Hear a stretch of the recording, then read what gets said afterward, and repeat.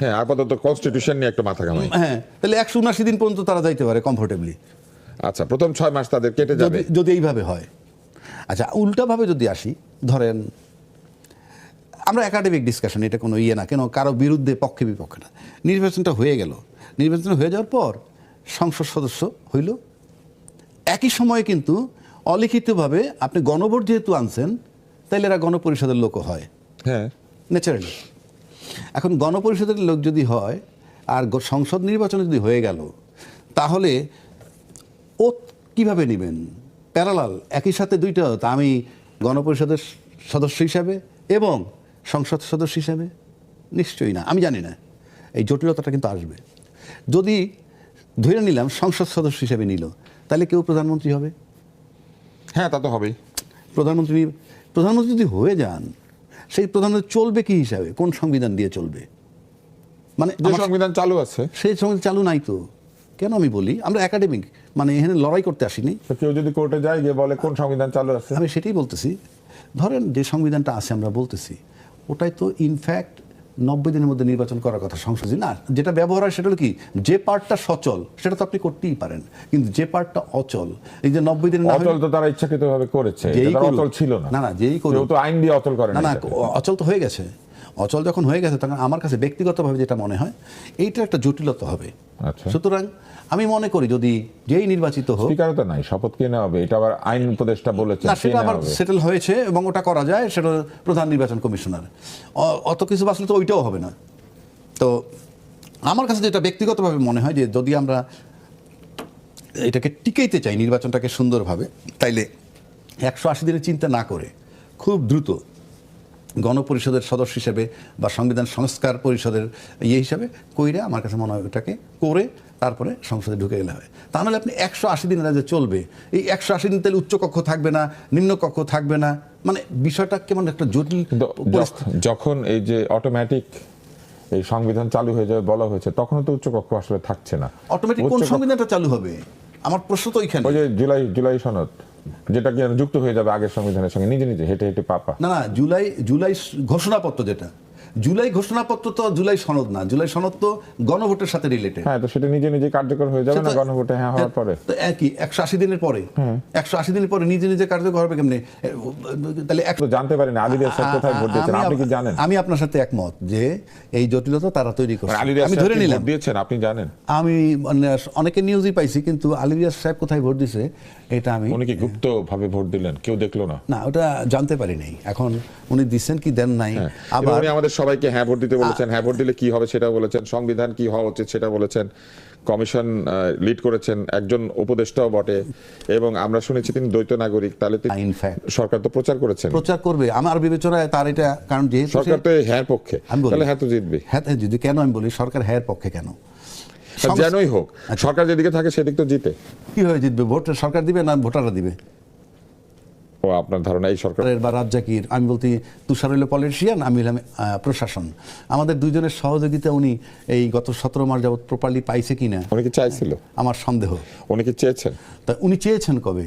আজকে নির্বাচনের দিন কিন্তু আমরা দেখছি প্রশাসন খুব ভালো কাজ করেছে, এবং প্রশাসন ভালো কাজ করেছে বলে বোধহয় নির্বাচনটাও, মানে ফলাফল যাই হোক নির্বাচনের, কিন্তু নির্বাচনে যেই 3 দিন আগে আমরা আলোচনা করছি, সকালে আপনার সাথে আমার আলোচনা হলো আরেক জায়গায়, 3 দিন আগে বলছি ভোট হবে তো, ভোট হবে তো। না, আমি কিন্তু ভোট হবে বলেছি। না, ঠিক আছে, কিন্তু এই আশঙ্কাটা ছিল, এই প্রশ্ন তো করতো, কিন্তু সেখান থেকে আমরা উদ্ধার পাইছি। কেন পাইলাম উদ্ধার? এখানে আমার একটা প্রশ্ন। কেন?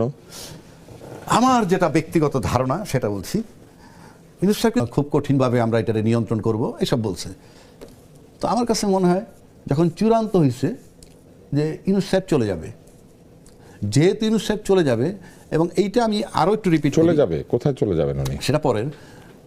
ইউনূস সাহেব কিন্তু বলছিল একটা কি সর্বশ্রেষ্ঠ নির্বাচন উপহার দিবে।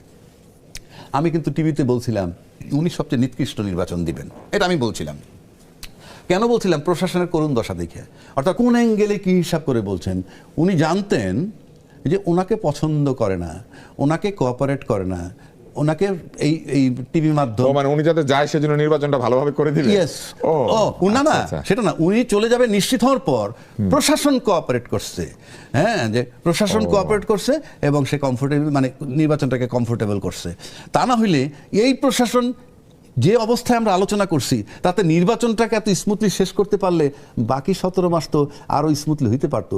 ওই অ্যাঙ্গেলে বলছি যে না, তাহলে ইউনূস সাহেবের হিসাব নিকাশ ঠিক আছে যে উনি যে চলে যাবেন এবং উনি চলে যাওয়াটা সবাই অ্যাকসেপ্ট করতেছে, এবং যেহেতু চ্যালেঞ্জ করছেন যে একটা ভালো নির্বাচন দিয়ে যাবেন, তাই নির্বাচনটাকে বিতর্কের ঊর্ধ্বে রেখে একটা ভালো নির্বাচন উনি করতে পেরেছেন। ইনফ্যাক্ট ওনার কৃতিত্ব আছে বলে আমার কাছে মনে হয়। করতে পারলেন না, করলো তো প্রশাসন। হ্যাঁ, আপনি বলেন উনি যাবে নিশ্চিত। এখানে বহু মেধাবী কর্মকর্তাকে ফোর্স রিটায়ারমেন্ট দিয়েছেন, অনেকে চাকরিচ্যুত হয়েছে, অনেকের নামে মামলা হয়েছে, এবং ফ্রিজ থেকে বের করে আনা একেবারে ড্রাইড এবং একেবারে ফ্রোজেন এরকম ব্যক্তিরা এসে ইনকিউবেটরে ঢুকে আবার জেগে উঠেছেন। সব ঠিক আছে, যদি সব তার কথাই হইতো তাহলে তো আমার কাছে মনে হয় সেই প্রশাসন তাকে সহায়তা করলো না। হ্যাঁ, না, আমার কাছে মনে হয় না।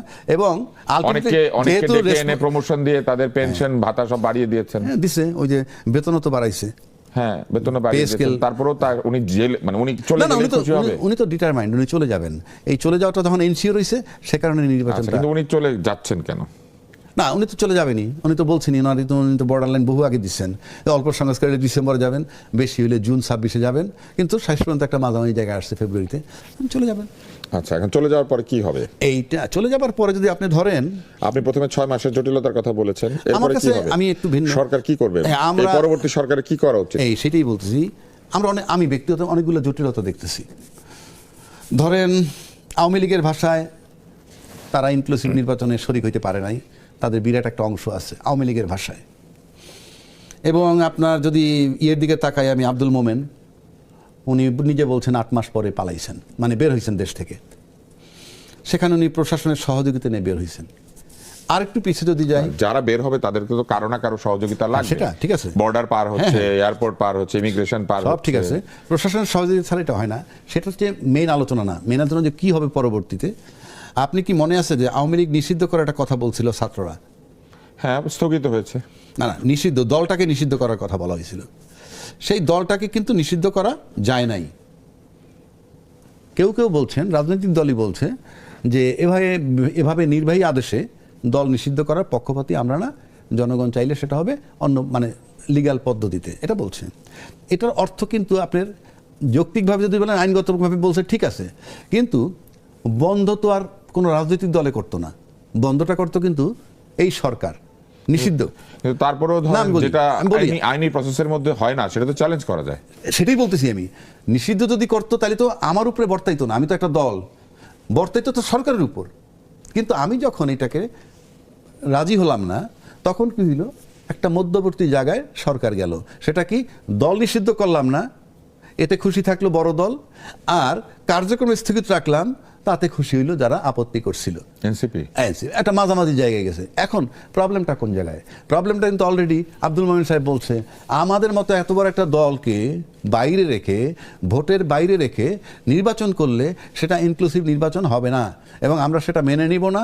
এবং আমরা বাইরে বসে কাজ করছি, আমরা বিভিন্ন সংস্থার সাথে, বিভিন্ন রাষ্ট্রের দূতাবাসের সাথে, বিভিন্ন রাষ্ট্রের সাথে আমরা কথা বলছি। মানে আমি কেন বলছি যে আলটিমেটলি এই বিষয়টা আসবে। দ্বিতীয় সমস্যা হচ্ছে, এবং আমি শিওর, এবং এখন দলকে স্থগিত করে রেখে যে নির্বাচনের বাইরে রাখা হচ্ছে, আপনি মনে করছেন আওয়ামী লীগ এটাকে কাজে লাগাবে? আওয়ামী লীগ এটা কাজে লাগাবে, কারণ ইতিমধ্যে আপনি নিজেও জানেন মিডিয়ায় কথাটা। এরপরের সমস্যা কি? আচ্ছা, এইটা যদি আসে, এইগুলো একটা সমস্যা। এখন এইটা আপনি সমস্যা নাও হতে পারে যদি তুষার হইল আওয়ামী লীগ, রাজ্যে কি আওয়ামী লীগ, ঠিক আছে? আচ্ছা, না, এক্সাম্পল দিচ্ছি, মনে করেন মোমেন সাহেব, আচ্ছা মোমেন সাহেব আওয়ামী লীগ। এখন মোমেন সাহেবের জায়গাটা যদি তুষার দখল করতে পারে, তাহলে তো মোমেন সাহেবের প্রয়োজন নাই। ওরকম একটা জায়গা দখল করা সম্ভব? আমি বলছি আওয়ামী লীগ যেটা করলে পরে দল সহ পালা যেত না, সেটা বলছি না। আওয়ামী লীগ যে সমস্ত কর্মকাণ্ড যে স্টাইলে করত, আওয়ামী লীগের যে শক্তি ছিল, যেভাবে ছিল, সেই জায়গাটা যদি কোনো দল এসে নিতে পারে এবং সেই জায়গাটা যদি থাকতে পারে ঠিক মতো, তাহলে কোনো সমস্যা হবে না। আর যদি সেখান থেকে 19-তে 20 হয়, তাহলে ওই আওয়ামী লীগ ওই অস্ত্র নিয়ে বাজারে নামবে। মানে এই যে তারা কেন নাই, তাদেরকে বাদ দিয়ে নির্বাচন কেন করা হইলো, অপরাধীদের বিচার হইতো, আমাদের অন্যান্য ভোটাররা তো ইয়ে না, সেই আন্দোলনটা আসতে পারে। এবং ওই আন্দোলন যদি ঠেকাইতে হয়, তাহলে আওয়ামী লীগের গুণান্বিত হয়ে ক্ষমতায় থাকতে হবে। এখন এই ক্ষমতায় থাকতে গিয়ে আর এক সমস্যা তৈরি হতে পারে। সেটা নানান পদের সমস্যা, জনগণ কিভাবে নিবে, অন্যান্য দল কিভাবে নিবে, অন্যান্য জোট কিভাবে নিবে। কারণ আমি যদি একই গুণাগুণ পরবর্তী সরকারের কাছ থেকে পাই, তাহলে তো আবার একটা চিন্তা ভাবনা করতে পারে। আপনি মনে করেন এত তাড়াতাড়ি আবার এত তাড়াতাড়ি বলছি না, এটা আমি আবার বললাম। উত্তেজনা, আবার আন্দোলন এসব হতে পারে এত তাড়াতাড়ি? না না, এত তাড়াতাড়ি বলছি না, এটা আসুক সরকার 2-4 সমার যাক, তারপর উঠতে পারে। তাহলে এটা একটা তৃতীয় সম্ভাবনা। সম্ভাবনা এরপরে কি কোনো ভালো সম্ভাবনা নাই? যেগুলি ধরেন আপনি প্রবলেম বললেন, কিন্তু এই সরকারের সামনে অপরচুনিটিও নিশ্চয়ই আছে।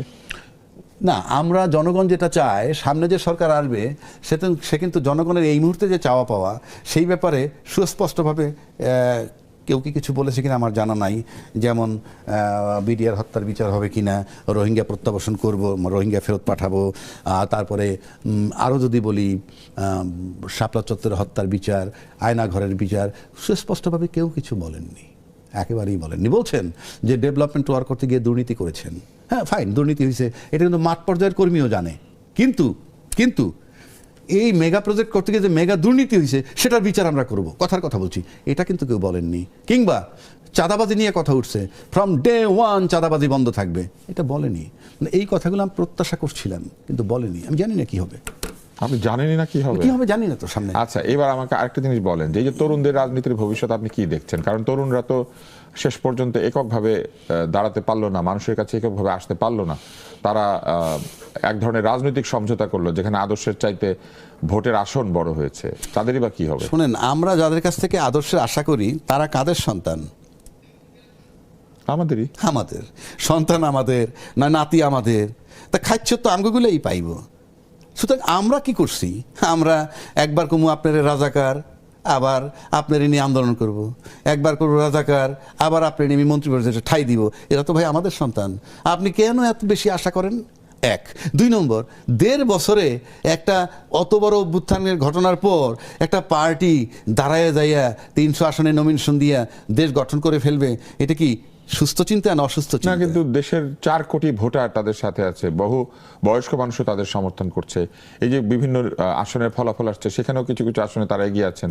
তো এরকমই তো হইতো নির্বাচন। সেটা আজকে যে অবস্থাটায় তারা ছিল, সেই অবস্থায় তারা হয়তো অনেকখানি সন্দিহান হয়ে গেছে, যে তাদের সার্ভাইভালের প্রশ্ন এখন।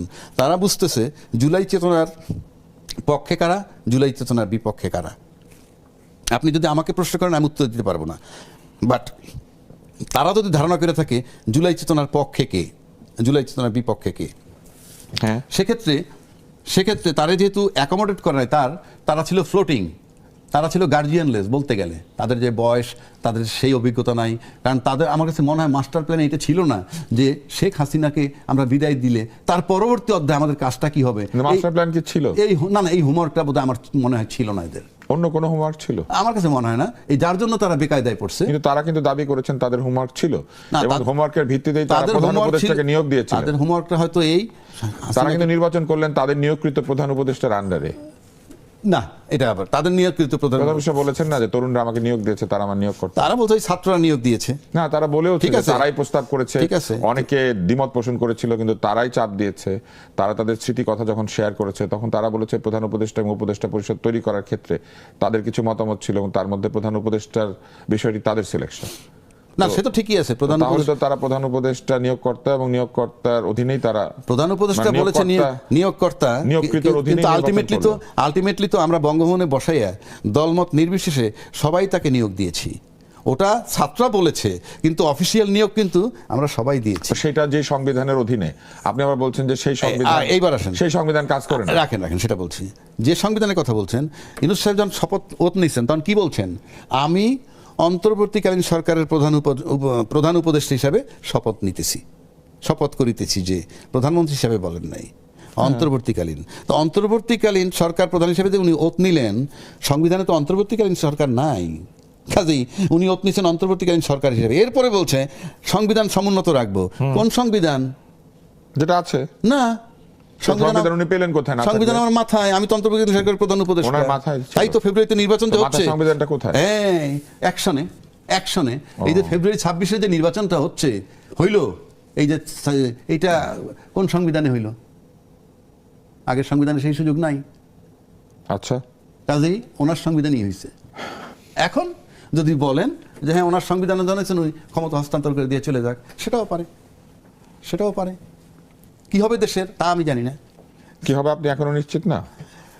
এত চমৎকার একটা নির্বাচন মানে প্রায় হয়ে যাচ্ছে, এখনো ভোট গোনা বাকি আছে, কিন্তু ভোট দেওয়া তো হয়েছে, ভোট কাস্টিং হয়ে গেছে, এখন হলো ফলাফল দেওয়ার পালা। হ্যাঁ, তো সেই ফলাফল দেওয়ার আগ পর্যন্ত পুরোপুরি হচ্ছে না, কিন্তু সবাই বলছেন যে ভোট দেওয়াটা বেশ ভালোই হয়েছে, লোকজন এসেছে, ভোট দিয়েছে, তেমন কোনো গন্ডগোল হয় না। তাই তো, আমি তো তাই লাগলো না, আমরা তো এমন কিছু পাইনি, পাইছি না, আমরা কিছু পাই নাই। তো তাহলে যদি সেটা হয়ে গিয়ে থাকে তাহলে কি হবে দেশের, এটা নিয়ে আপনি এখনো কিছুই বলতে পারছেন না। আপনি কি মনে করেন দেশের বাকি জনগণ একইভাবেই এক ধরনের শূন্যতায় আছে, যে তারা জানে না আসলে কি হতে যাচ্ছে? না, সবাই তো টকশোতে এসে কথা বলে না, সবাই তো থিঙ্ক ট্যাঙ্ক না, সবাই তো তুষার না। আচ্ছা, আর সবাই তো রাজ্জাক কেউ না, না ঠিক আছে, সবাই তো কেউই না, মানে সবাই আলী রিয়াজ না, সবাই ডক্টর মোহাম্মদ ইউনূস, নাসিম নজরুল না, সবাই কথা তো লিমিটেড লোকই বলবে। হ্যাঁ, সবাই তো সবাই না আর কি, সবাই হ্যাঁ। কিন্তু আপনার কি মনে হয় যে দেশের মানুষও বুঝতে পারছে না যে আসলে কি হতে যাচ্ছে? আপনি বুঝতে পারছেন না, থিঙ্ক ট্যাঙ্ক আপনি বলেছেন, আপনি যদি বুঝতে না পারেন তাহলে ওরা কেমনে? আমি সিম্পল বলবো যে আপনি তরুণ সমাজের ভোটের কথা বলছেন, অনেক কিছু বলছেন, এগুলোকে যদি আমি নর্মাল কোর্সে যাই তাহলে আপনি 5ই আগস্টের পর থেকে মাঠে মানে যে দুইটা দল ছিল তাদের অ্যাক্টিভিটিস 17 মাস দেখে এখন তো ভোটার বলতে আমার মতো ভোটার না, তুষারের মতো ভোটার না, কিন্তু তরুণ প্রজন্ম যাদের কথা বলছি, যে 4 কোটি ভোটার, তারা বিবেচনায় নেবে কোন দিকে ভোট দিছে। হ্যাঁ, মানে দিবে তো এখন বলা যায় না, দিলে দিছে, না দিলে না দিছে। এবং তারা, আমার ধারণা যে জুলাই চেতনা ধারণকারীদেরকে পক্ষে দিয়েছে, এবং তারা চাঁদাবাজ রোখার জন্য, দুর্নীতি করবে না এমন ব্যক্তিদের চুজ করার চেষ্টা করছে বা দলকে চলার চেষ্টা করছে, এবং ফলাফল বলে দিবে যে ভোটাররা কি চুজ করলো, জুলাই চেতনার পক্ষের শক্তি না স্বাধীনতা বিরোধী শক্তি না জুলাই চেতনার বিপক্ষের শক্তি। এটা আমার কাছে মনে হয় ফাইনাল ফলাফল বলে দিবে, আমরা সে জায়গায় ওয়েট করি। ধন্যবাদ।